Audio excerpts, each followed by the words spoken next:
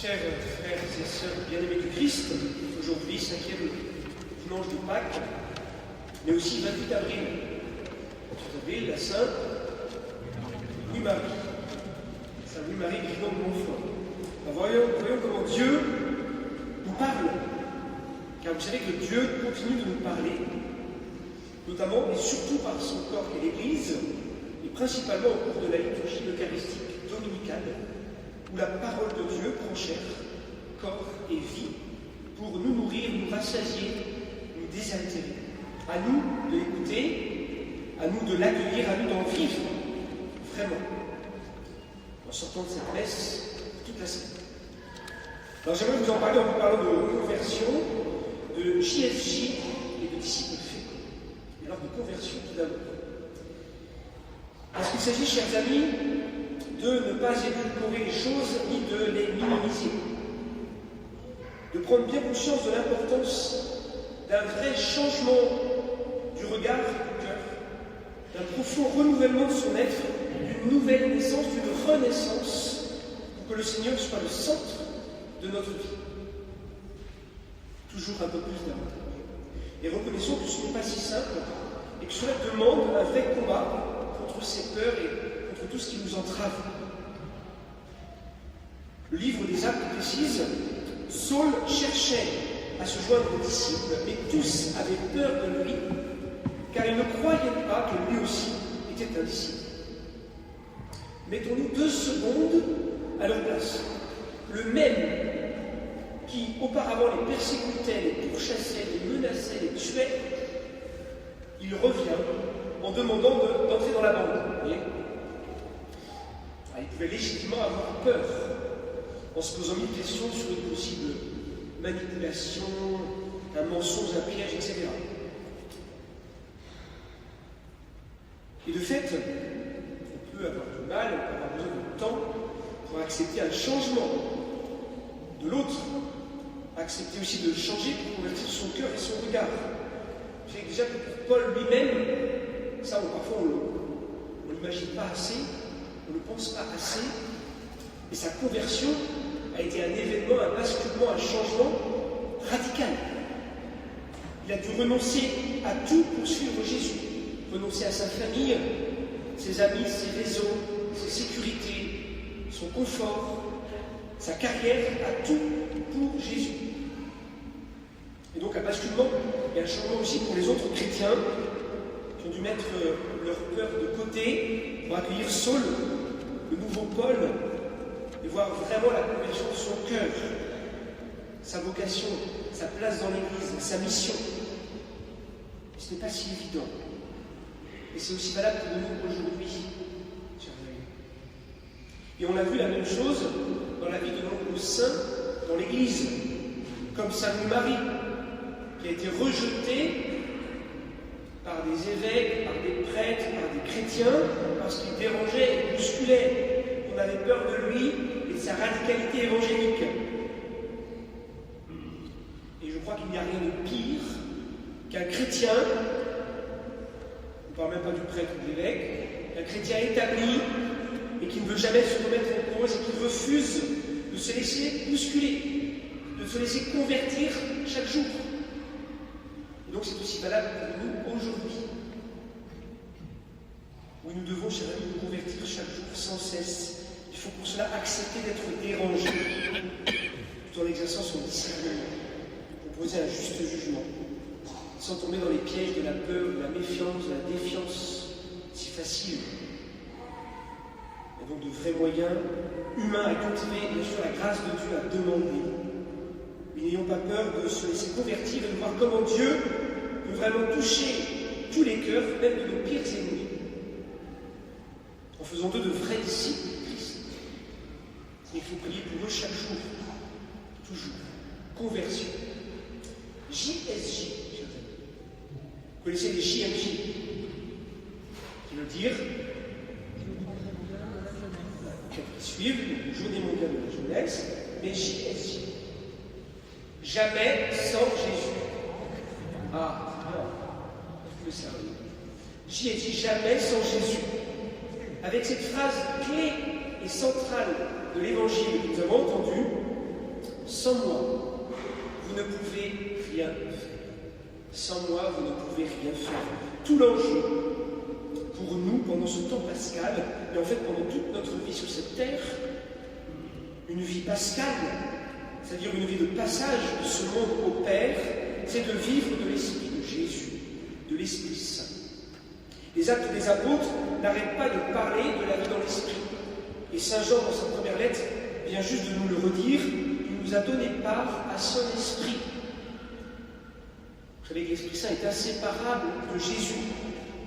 L'Esprit Saint nous conduit à Jésus, et Jésus nous conduit au Père, toujours.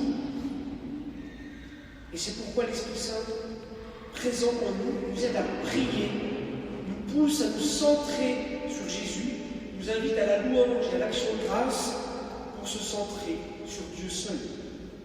D'ailleurs, est-ce que vous savez quelle était la devise de Saint Louis-Marie ?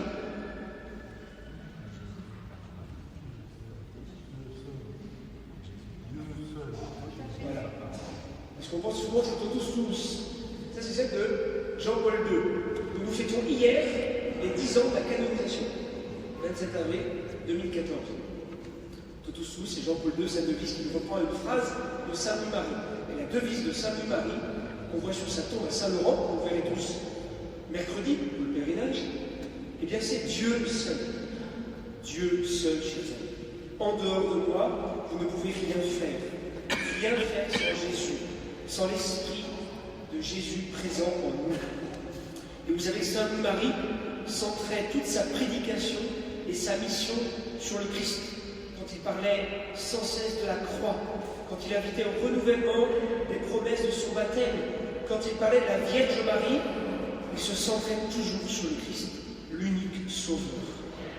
Jamais sans Jésus. Sans moi, vous ne pouvez rien faire. Centrons toute notre vie sur le Christ. Convertissons-nous vraiment, et par là, soyons des disciples féconds, Jésus. Des disciples féconds. Ce qui fait la gloire de mon Père, c'est que vous portiez beaucoup de fruits et que vous soyez pour moi des disciples. Ainsi, être disciple de Jésus va de pair avec le fait de porter du fruit. L'un ne va pas sans l'autre. Un vrai disciple de Jésus ne peut pas être infructueux. Alors bien sûr, il faut voir avec un regard surnaturel, qui voit des fruits au-delà de la seule efficacité humaine, de la seule rentabilité mathématique ou économique, bien évidemment. Les fruits de la fidélité peuvent être distraits ou cachés aux yeux du monde, ou bien ne se voir que très longtemps après.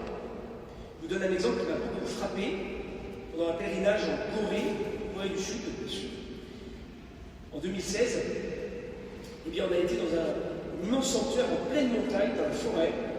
Et dans ce lieu-là, il y a 150 ans, au milieu du 19e siècle, pendant de terribles persécutions, eh bien, quelques chrétiens et un prêtre, un missionnaire français, réfugiés, cachés, qui priaient fidèlement, ont consacré la Corée au cœur immaculé de Marie, dans ce lieu. Et nous n'avons pas vu les fruits, les persécutions ont continué, ce prêtre a été martyrisé, comme bien d'autres chrétiens. Et aujourd'hui, vous avez 40% des Coréens qui sont chrétiens, baptisés, fidèles de Jésus. Dans ce lieu, il y a une grande basilique, un grand sanctuaire. Vous voyez bien que ce que nous demande le Seigneur, ce n'est pas de réussir ou d'avoir du succès, comme le monde. Ce qui compte, c'est d'être fidèle, d'avoir la foi, être un disciple fidèle pour que le Seigneur porte du fruit à travers nous.